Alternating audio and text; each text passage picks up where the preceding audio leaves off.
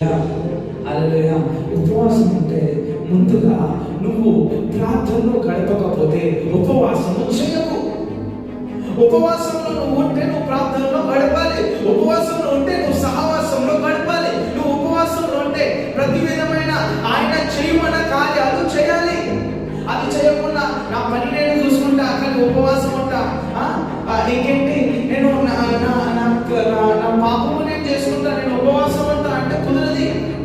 నువ్వు ఏకాంతంగా యేసు ప్రభువుతో పరిశుద్ధాత్మ ద్వారా నువ్వు గడపాలి. తండ్రితో సమయం గడపాలి. అది నిజమైన ఉపవాసము. నువ్వు ఉపవాసం రోజులున్నన్ని కాలాలు నువ్వు బయటకి ఎట్లా కనిపించాలంటే నీ ముఖం ప్రకాశవంతంగా కనిపించాలి. అట్లా కనిపించాలంటే నువ్వు తింటే కాదు, నువ్వు ఎబిసి చూస్తా ఉంటే కాదు, నువ్వు ఇంకా మీద మస్తు మీద చూస్తా ఉంటే కాదు, కానీ నువ్వు ప్రార్థన సన్నిధిలో నువ్వు ఎంతసేపు అయ్యుంటావో అంతసేపు నీ ముఖం ప్రకాశంగా మారుతా ఉంటుంది. ఆ రోజు మోషే 40 రాత్రులు 40 పగలు ఎక్కడున్నాడు? కొండ పైన ఉన్నాడు.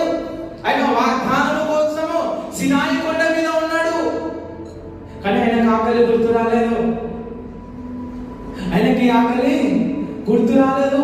నువ్వు ఉపవాసంలో ఉన్నప్పుడు ఎంతమందికి సువార్త ప్రకటిస్తున్నావు? నువ్వు ఉపవాసంలో ఉన్నప్పుడు ఎంతమందికి దేవుని కోసం చెప్తున్నావు? ఎంతమంది కట్లను విప్పుతున్నావు?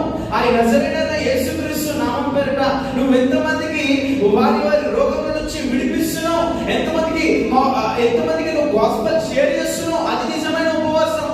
ఇవన్నీ కార్యాలు ఉపవాసంలో ఉన్నప్పుడు జరిగించబోదు. ఉపవాసం ఉండకండి, తినండి, ప్రార్థన చేయండి.